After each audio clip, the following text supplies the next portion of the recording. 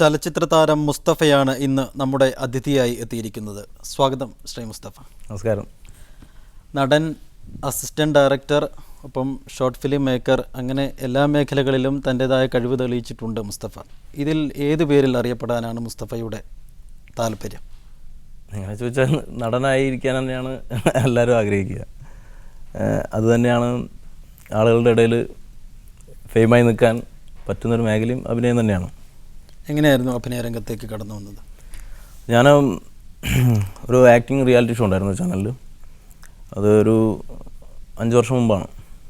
അതിനകത്ത് final stage വരെ ഉണ്ടായിരുന്നു. ഫൈനലിൽ ഞങ്ങൾ നേരത്തെ ഔട്ടായ എല്ലാവരും ചേർന്ന് സ്കിറ്റൊക്കെ അവതരിപ്പിച്ചിരുന്നു.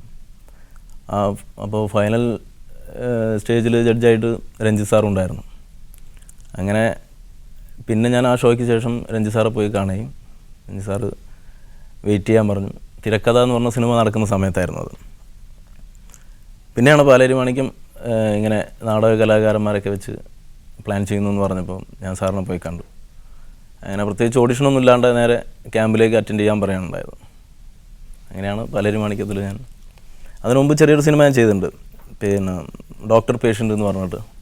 അതിൽ ജൂനിയർ ആർട്ടിസ്റ്റുകളുടെ കൂടെ അങ്ങനെ ചെറിയൊരു വേഷത്തിലുണ്ടായിരുന്നു. അഭിനയ ജീവിതത്തേക്കുള്ള രംഗപ്രവേശനം എങ്ങനെയാണ്? ഞാൻ അമേച്ചർ നാടകരംഗത്തുണ്ടായിരുന്നു കുറച്ചു കാലം. എൻ്റെ ഗുരുനാഥൻ പ്രഭാത് എന്ന് പറഞ്ഞ പുള്ളി ഇപ്പോൾ പോണ്ടിച്ചേരി യൂണിവേഴ്സിറ്റിയിൽ തിയേറ്റർ ലെക്ചറാണ്. അങ്ങനെ പുള്ളിയുടെ ഗ്രൂപ്പിലൂടെയാണ് നാടകമായിട്ട് ഞാൻ കൂടുതൽ ഇടപഴകിയത്. സ്കൂളുകളിലൊക്കെ പഠിക്കുന്ന കാലം മുതൽ തന്നെ ഒന്നിലും ആക്റ്റീവ് അല്ലായിരുന്നു. പിന്നെ എങ്ങനെയാണ് പെട്ടെന്ന് ഇതിലേക്ക് കുറച്ചും കൂടെ ഒരു സീരിയസ് ആയിട്ട് ഇതിനെ കാണുന്ന തലത്തിലേക്ക് വന്നത് എപ്പോഴാണ്? അത് സത്യം പറഞ്ഞാൽ എൻ്റെ 10th പഠിക്കുന്ന സമയത്ത് സ്കൂളിൽ വാർഷികത്തിന് ഒരു പ്രൊഫഷണൽ നാടകവും പിന്നെ പ്രൊഫഷണൽ മിമിക്രി ഗ്രൂപ്പൊക്കെ വന്നൊരു പ്രോഗ്രാം ചെയ്യുന്നത്. അങ്ങനെ അതൊക്കെയാണ് ഞാൻ ആദ്യം കാണാൻ തുടങ്ങി. പിന്നെ അമ്പലപ്പറമ്പുകളിൽ നാടകം കാണാൻ പോവുക. അങ്ങനെ പിന്നെ TV കാണൽ എൻ്റെ ഒരു മെയിൻ ഹോബിയായിരുന്നു. അതിലൂടെയൊക്കെയാണ് ശരിക്കും ഇതിലേക്കൊരു ക്രേസ് വരാൻ കാരണം. പിന്നെ എൻ്റെ നാട്ടിലെ ക്ലബിന് വേണ്ടിയിട്ട് ഞാൻ ഒരു നാടകം എഴുതിക്കൊണ്ടാണ് നാടകം അവതരിപ്പിക്കാൻ വരുന്നത് ആദ്യം. അതായത് അഭിനയത്തിനേക്കാൾ ഉപരി ഇത്തരം വർക്കുകൾ, അതായത് എഴുത്ത്, അത് ക്യാമറ, അല്ലെങ്കിൽ അതിൻ്റെ പിന്നണിയിൽ എന്തൊക്കെ കാര്യങ്ങൾ ചെയ്യാൻ കഴിയുമെന്നുള്ള കാര്യം കുറച്ചുകൂടെ ഗൗരവത്തിൽ കാണുന്ന ഒരാളാണെന്ന് തോന്നുന്നു. അതെ, നമ്മളെല്ലാം പഠിച്ചിരിക്കുന്നത് നല്ലതല്ലേ. എന്തൊക്കെയാണ് അത്തരത്തിലുള്ള പരീക്ഷണങ്ങൾ? ഏതൊക്കെയാണ്? ഞാൻ നേരത്തെ ചെറിയ എൻ്റെ തന്നെ ഒരു ക്യാമറ വെച്ചിട്ട് ഞാൻ 15 വർഷമായിട്ട് ഞാൻ ഫോട്ടോഗ്രാഫിയിലുണ്ട്. അങ്ങനെ ചെറിയ 1-2 വീടിനടുത്തുള്ള ആളുകളൊക്കെ വെച്ച് ചെറിയ 1-2 ഷോർട്ട് ഫിലിം ഞാൻ പഠിക്കാൻ വേണ്ടി അങ്ങനെ ചെയ്തു. പിന്നെ പാലേരി മാണിക്യമൊക്കെ കഴിഞ്ഞതിന് ശേഷം ആ ഒരു സൗഹൃദം, പാലേരി മാണിക്യത്തിലൊരു കുറച്ച് പേരുടെ ഒരു കൂട്ടായ്മ ഉണ്ടായിരുന്നു. അതിപ്പോഴും ഉണ്ട്. അങ്ങനെ ഞാൻ അതർ സൈഡ് എന്ന് പറഞ്ഞിട്ടൊരു ഷോർട്ട് ഫിലിം, ഒരു 20 മിനിറ്റിൻ്റെ ഒരു ഇൻഡിപെൻഡൻസ് ഡേ ബേസ് ചെയ്തിട്ട് പിന്നെ 2 ചെറുപ്പക്കാർക്ക് ഉണ്ടാകുന്ന അവരുടെ ചില അനുഭവങ്ങൾ വെച്ചിട്ട് അങ്ങനെ ഒരു സാധനം ചെയ്തു. അത് കഴിഞ്ഞ ഓഗസ്റ്റിൽ ഞാൻ കോഴിക്കോട് ഒരു സ്കൂളിൽ വെച്ചിട്ട് കുട്ടികൾക്ക് വേണ്ടി പ്രദർശിപ്പിച്ചു, 2 ഷോ വെച്ചിട്ട്. അത് കഴിഞ്ഞ് വീണ്ടും ഈ ഗ്രൂപ്പിനെ വെച്ചിട്ട് ഞങ്ങൾ ജസ്റ്റ് ആൻ അണ്ടർവെയർ എന്ന് പറഞ്ഞിട്ട് ഫണ്ണി എലമെൻറ്റ്സ് ആയിട്ടുള്ളൊരു ഷോർട്ട് ഫിലിം കൂടി ചെയ്തു. ഞാനതിന് ക്യാമറ ചെയ്തു, ആദ്യത്തെ ഡയറക്റ്റ് ചെയ്തു. ഇപ്പോൾ മൊത്തത്തിൽ എത്ര പടത്തിൽ അഭിനയിച്ചു? കൃത്യമായിട്ട് ഞാൻ ഓർക്കുന്നില്ല, 10-15 പടത്തോളമായെന്ന് എനിക്ക് തോന്നുന്നു. പാലേരി മാണിക്യം തന്നെയായിരുന്നു ഏറ്റവും മികച്ച ഒരു കഥാപാത്രം എന്ന് തോന്നുന്നു. അതെ, ഇപ്പോഴും അതെ. എല്ലാവരും പാലേരി മാണിക്യത്തിലെ കഥാപാത്രത്തെക്കുറിച്ച് മാത്രമേ പറയാറുള്ളൂ. എങ്ങനെയായിരുന്നു ആ പടത്തിൻ്റെ ഒരു എക്സ്പീരിയൻസ്? അത് വാക്കുകളിൽ ഒതുങ്ങൂല. അത് കാരണം നമ്മൾ 10-12 ദിവസം എല്ലാവരും കൂടി ചേർന്നിരുന്നൊരു ക്യാമ്പ്. ഈ ക്യാമ്പിനകത്ത് ഓരോ ദിവസം ഓരോ സെലിബ്രിറ്റീസ് വരുന്നു, നമ്മളെ പരിചയപ്പെടുന്നു, അവരുടെ അനുഭവങ്ങൾ നമ്മളോട് പറയുന്നു. എല്ലാം കൊണ്ടൊരു വല്ലാത്ത ഫീലായിരുന്നു. കാരണം ക്യാമറയ്ക്ക് മുന്നിൽ പിന്നെ നമുക്ക് നിൽക്കാനൊരു പേടി ഉണ്ടായിരുന്നില്ല. ഈവൻ മമ്മൂക്കയെ പോലുള്ളൊരു ഗ്രേറ്റ് ആർട്ടിസ്റ്റിൻ്റെ കൂടെയാണ് നമ്മൾ നിൽക്കുന്നതെന്നുള്ള ആ ഒരു പേടിയോ അങ്ങനത്തെ ഒരു വലിയൊരു ഗ്രൂപ്പ് ഉണ്ടായിരുന്നു. തിയേറ്ററിൽ നിന്ന് ഒരുപാട് ആളുകൾ ഉണ്ടായിരുന്നു. പിന്നെ മുരളി മേനോന്റെ ഗ്രൂമിങ് സെക്ഷൻ, രഞ്ജിത്ത് സാറിന്റെ പിന്നുള്ള ഇന്ററാക്ഷൻ എല്ലാം ഭയങ്കര ഹെൽപ്ഫുൾ ആയിരുന്നു നമുക്ക്. പിന്നീട് എപ്പോഴാണ് ഈ അസിസ്റ്റന്റ് ഡയറക്ഷൻ ചെയ്യണം എന്നുള്ളൊരു താല്പര്യം തോന്നിയതും ആ മേഖലയിലേക്ക് വന്നതും? എനിക്കത് ആദ്യമുണ്ട്. ഞാൻ പറഞ്ഞില്ല, ഞാൻ സിനിമയിൽ വരുന്നതിന് മുമ്പ് ചെറിയ ഷോർട്ട് ഫിലിമൊക്കെ ചെയ്തിട്ടുണ്ട്.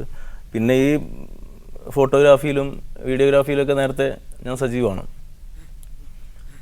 പിന്നെ ഒന്ന് രണ്ട് ചില ഐഡിയാസൊക്കെ നമുക്ക് വരുമ്പോൾ അതെങ്ങനെ വർക്കൗട്ട് ചെയ്യണം എന്നുള്ളതിനെക്കുറിച്ച് നമ്മൾ ആക്ടിങ്ങിൽ മാത്രം നിൽക്കുമ്പോൾ ചിലപ്പോൾ അതിൽ പറ്റില്ല എന്ന് വരും. അതുകൊണ്ടും കൂടിയാണ് നമുക്ക് എന്തെങ്കിലും കൂടുതൽ പഠിക്കണം എന്നുള്ളതുകൊണ്ടാണ് ഞാനിങ്ങനെ രഞ്ജിത്ത് സാറ് കൂടെ അങ്ങനെ ഒരു അവസരം കിട്ടിയപ്പോൾ ചാടി കയറി നിന്നത്. കാരണം നേരത്തെ അഭിനയവും അതുമായിട്ട് വലിയ ബന്ധമൊന്നും ഉണ്ടായിരുന്നില്ല എന്ന് പറഞ്ഞു, ചെറിയ ക്ലാസ്സുകളിൽ സ്കൂളിൽ പഠിക്കുന്ന സമയത്ത്. പിന്നീട് അതിലേക്ക് താല്പര്യം വരികയും ചെയ്തു. അത് അഭിനയത്തിനോടുള്ള ഒരു താല്പര്യം കൊണ്ടാണോ ഈ രംഗത്തേക്ക് എത്തിയത്, അതല്ല ഇതിന്റെ പിന്നണിയിലെ കാര്യങ്ങൾ അറിയണം എന്നുള്ളൊരു വ്യഗ്രത കൊണ്ടാണോ എത്തിയത്? അല്ല, അഭിനയത്തോട് എനിക്ക് ഇൻട്രസ്റ്റ് ഉണ്ടായിരുന്നു. കാരണം സിനിമയൊക്കെ കണ്ടു കഴിഞ്ഞാൽ പിന്നെ കൂട്ടുകാരോട് വന്ന് കഥയൊക്കെ പറയുമ്പോൾ ഞാൻ ആക്ട് ചെയ്തൊക്കെ കാണിക്കായിരുന്നു. അപ്പോൾ ഇവർ ഭയങ്കര ഇൻട്രസ്റ്റിൽ കേട്ടിരിക്കുമ്പോഴൊക്കെ തോന്നിയിട്ടുണ്ട് ഞാൻ അഭിനയിക്കാൻ എനിക്ക് പറ്റും എന്നുള്ളത്. പിന്നെ സ്കൂളിലൊക്കെ പരിപാടിക്ക് പങ്കെടുക്കുമ്പോൾ പേടി കാരണം ഞാൻ സ്റ്റേജിലേക്ക് പോവില്ല. പേര് കൊടുക്കും, എന്നിട്ട് ആ സമയമാകുമ്പോൾ ഞാൻ മുങ്ങാറാണ് പതിവ്. പിന്നെ നമ്മൾ ഈ രംഗത്ത് എത്തിക്കഴിഞ്ഞതിന് ശേഷം തന്നെ നമുക്ക് ഒരുപാട് എക്സ്പീരിയൻസ് ഉണ്ട്. പല ഗ്രൂപ്പിൻ്റെ കൂടെ നമുക്ക് വർക്ക് ചെയ്യാനുള്ള അവസരം കിട്ടി. അപ്പോൾ അങ്ങനെയുള്ള ഗ്രൂപ്പുകളുടെ കൂട്ടത്തിൽ ചെയ്യുമ്പോൾ ഓരോ ഗ്രൂപ്പിനും ഓരോ വ്യത്യസ്തമായ പാറ്റേൺ ആയിരിക്കും. അതിനോട് എങ്ങനെയാണ് നമുക്ക് നമ്മളുടെ ഒരു ശൈലിയായിട്ട് അതിലേക്ക് പിടിച്ചു നിൽക്കാൻ പറ്റുന്നുണ്ടോ? ആദ്യത്തെ 1-2 ദിവസമൊക്കെ പ്രശ്നം കാണും. പിന്നെ പലരുടെ രീതി പഠിക്കാമല്ലോ, പലരും പല രീതിയിലാണ്. എന്താ പറയുക, പല ഡയറക്ടേഴ്സും പല രീതിയിലാണ് നമ്മളോട്. പലർക്കും സിനിമയോടുള്ള സമീപനം തന്നെ വ്യത്യസ്തമാണ്, പല തരത്തിലാണ്. കുറച്ചുകൂടെ ഗൗരവമായിട്ട് കാണുന്ന ആളുകൾക്ക് അത്തരത്തിലുള്ള ചില കാര്യങ്ങൾ മാത്രമായിരിക്കും ശ്രദ്ധിക്കാനുണ്ടാവുക. കോമഡി ആണെങ്കിൽ അതിലേക്ക് മാത്രം, വേറെന്തെങ്കിലും കഥാപാത്രങ്ങളാണെങ്കിൽ അത്തരം കാര്യങ്ങൾ. അത്തരത്തിൽ ഏതെങ്കിലും പ്രത്യേകമായിട്ട് എനിക്ക് ചെയ്യാൻ ആഗ്രഹമുണ്ട്, എനിക്കത് ചെയ്യണം എന്ന് താല്പര്യമുണ്ട് എന്ന് തോന്നാവുന്ന ഏതെങ്കിലും കാര്യങ്ങളുണ്ടോ? സത്യം പറഞ്ഞാൽ പാലരുമാണിക്കം ചെയ്യുന്നതിന് മുമ്പ് പ്രൊഫഷണൽ മിമിക്രി ആർട്ടിസ്റ്റ് ആയിരുന്നു. അപ്പം സ്റ്റേജുകളിൽ ഫുൾ കോമഡി സ്കിറ്റുകളാണ് നമ്മൾ ചെയ്തുകൊണ്ടിരുന്നത്.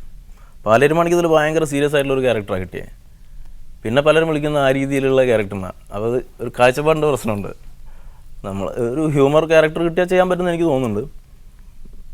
അതാരും തരാൻ തയ്യാറായിട്ടില്ല, വരുമായിരിക്കും. മിമിക്രി ആർട്ടിസ്റ്റ് ആണെന്നുള്ള വെളിപ്പെടുത്തൽ ഒരു കച്ചിത്തുരുമ്പാണ്. ഏതെങ്കിലും ഒരു 2 സ്കിറ്റ് ഞങ്ങൾക്ക് വേണ്ടി.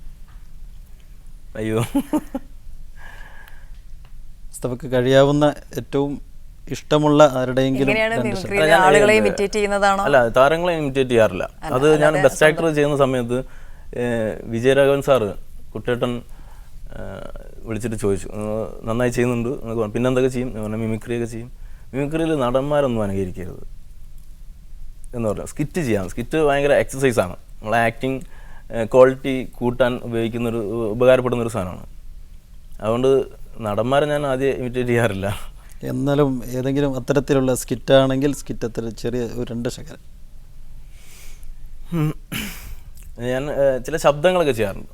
അനുകരണം, മിമിക്രി എന്ന് പറഞ്ഞാൽ അങ്ങനെയാണല്ലോ, അതിലാണ് നമ്മൾ തുടങ്ങാറ്. അപ്പോൾ ഞാൻ ഈ കല്യാണ വീടുകളിലൊക്കെ നാദസ്വരം വായിക്കുന്നത് ശ്രദ്ധിക്കാറുണ്ട്. അപ്പോൾ ഈ നാദസ്വരം വായിക്കുമ്പോൾ ഇവർ ഇതിനെ ആദ്യം വന്നിരുന്ന് ഇതിൻ്റെ ഓലയൊക്കെ ചെക്ക് ചെയ്യും.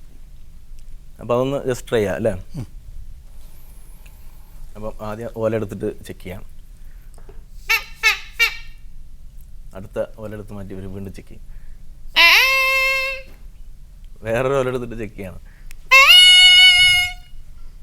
പിന്നെ അതിൽ വായിച്ച് തുടങ്ങും. വായിച്ച് തുടങ്ങി കുറച്ച് കഴിയുമ്പം ഇതിൽ ഉമിനീര് എന്ന് പറയുമ്പോൾ ഇതിൻ്റെ ശബ്ദം വ്യത്യാസം വരും.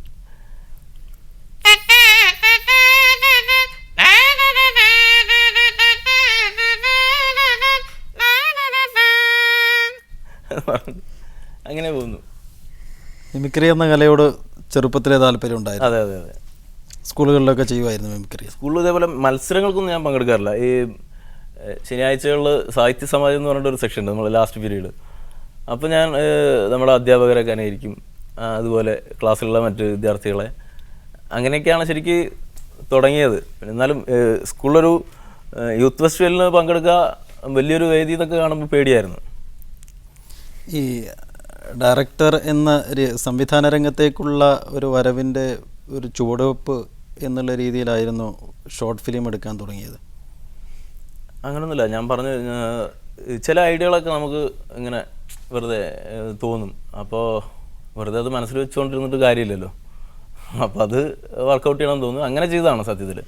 പിന്നെ അസിസ്റ്റൻറ്റ് ഡയറക്ടറായിട്ട് തുടരണമെന്നോ അല്ലെങ്കിൽ വലിയൊരു ഡയറക്ടറായിട്ട് വരണമെന്നോ അങ്ങനത്തെ വലിയ ആഗ്രഹങ്ങളൊന്നുമില്ല.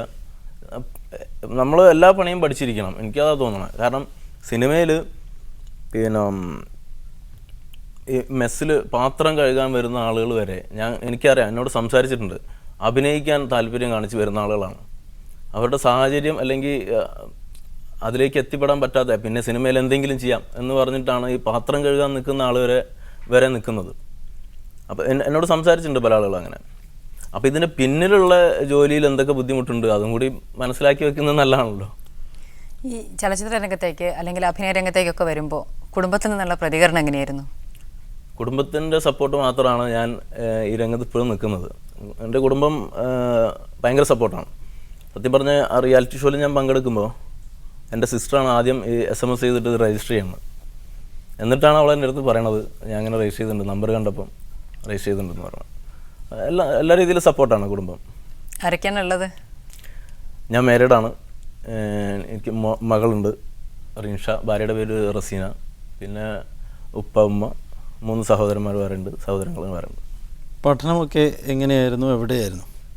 അതിൽ മാത്രമാണ് ഞാൻ ഇച്ചിരി പ്രശ്നക്കാരനായത്.